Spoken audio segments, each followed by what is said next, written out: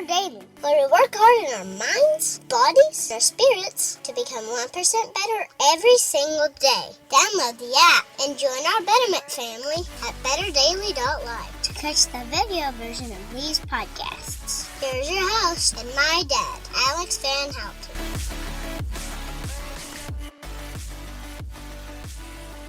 What is up, Betterment family? This is Alex Van Houten in Better Daily Live.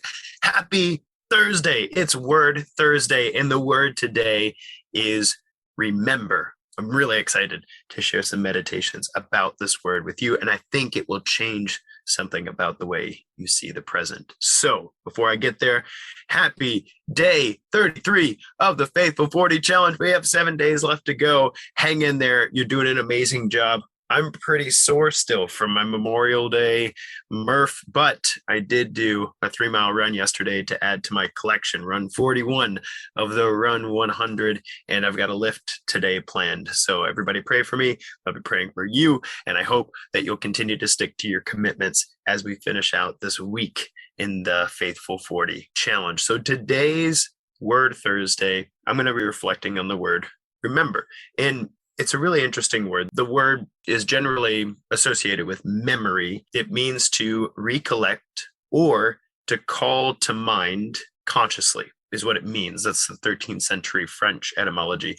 There are a couple different deviations of the word remember. Some of them might mean to memorialize something, that is to say to write it down or to create a work of art such as a statue or structure in order to keep something in the front of one's mind. Or there's another kind of branch into the word remember that is more associated with the ease at which something is called to mind. So like when you're a kid, you had to learn your times tables. If you practice them over and over and over and over again, that was by memory. I know it by heart, actually. That's what we would say when we remembered something so well that we didn't even have to think about it anymore, right? 7 times 7 is 49. 7 times 9 is 63. Like you don't have to work it out in your head because you know it by heart. That's to remember.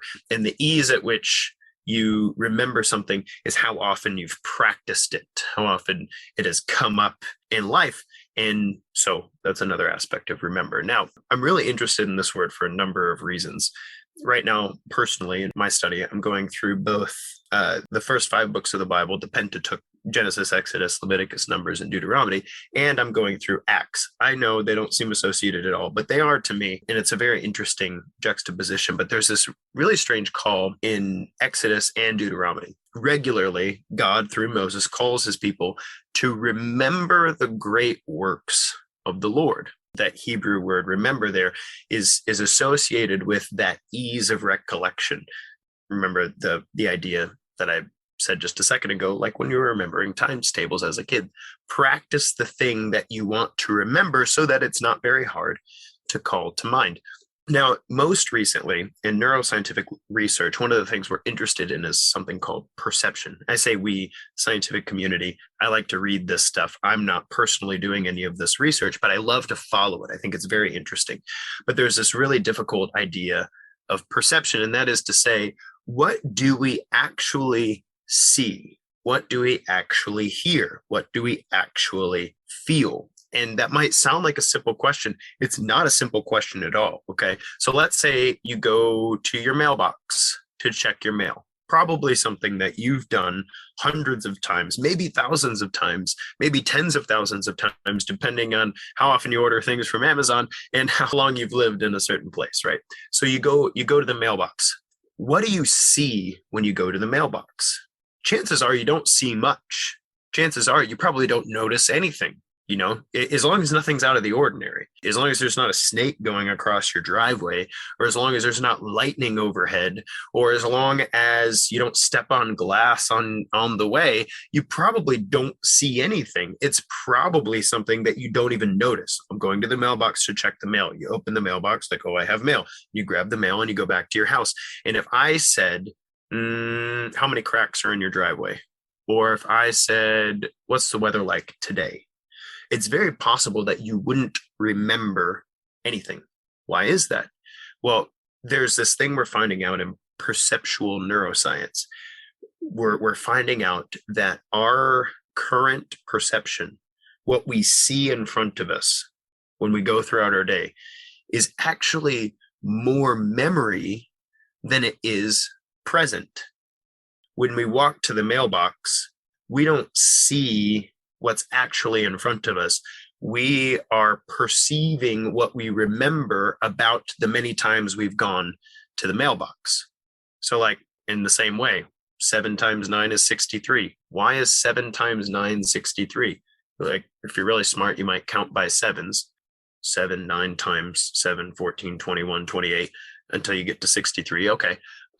Why is 7 7? What does it mean for 7, the integer, to be made up of individual components such that 7 always stays 7 no matter what you do with it? Well, that's a weird question. Why would I ask that? That's actually called topology. It's a really, really difficult area of mathematics that helps us understand the abstractions of numbers. But we don't see that when we do multiplication. We just do it. We just remember. We don't see the blades of grass on the way to the mailbox. We just remember. We just go. We just do it. And the reason I'm talking about this today is because there's this strange idea emerging in the perceptual neuroscience that says you as an individual, you as a human being going throughout your day, very, very rarely are ever present in the moment, what you actually are perceiving. And it's not just like what you're thinking about, but what you're perceiving, what you see is a product of your memory. In the call to the Israelites in Exodus and Deuteronomy, God was saying, guys, you don't see me because you don't remember what I've done for you and your family and your community. And in you don't actively work to remember these things. You aren't writing these things on your heart. You're not remembering by heart. And so no wonder you can't see me. No wonder you can't see the wonderful things that are happening all around you. No wonder you can. Have you ever heard that old hymn? Count your blessings, name them one by one. Count your many blessings, see what God has done. And wow, I haven't sung that in a very long time. But the idea being that it's helpful to sit down and remember all of the things that have been given to you that you don't deserve. And I've been thinking about this because, it was Memorial Day on Monday, and I shared some thoughts with you about Saving Private Ryan and being good stewards with what it is that we've been given that we don't deserve. But this word, remember, is a strange word. And I wanted to share with you these meditations on it. What we remember and how we practice remembering at a very real and scientific level of perception can affect what we see today.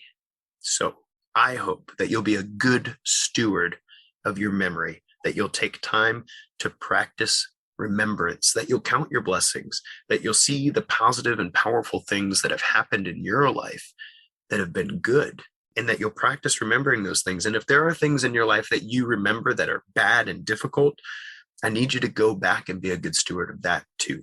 I need you to write it down. I need you to talk about it. I need you to learn the lessons you need to learn so that those memories don't cloud what you see around you today, that they don't mess up your conversations in the tone of voice that you take with the people in your life that you love, or even yourself. And I need you to remember on purpose, consciously, with intent, by heart. Guys, this has been Alex Van Houten with Better Daily Live. Thank you for joining me on Word Thursday, sharing meditations on the word remember.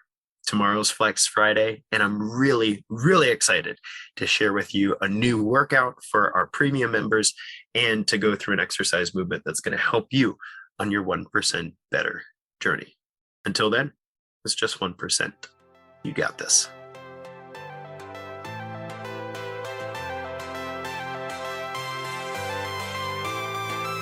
Thank you for joining us for your 1% Better today. Don't forget to subscribe for the podcast. Leave us a raving review to tell others how Better Daily has helped you in your journey. If you want more Better Daily, download our app and join our Betterment family. at betterdaily.live. Use code POD to get 25% off your subscription. That's POD, all caps, to save 25% on your subscription. We all have a cross to carry. It's lighter when we do it together.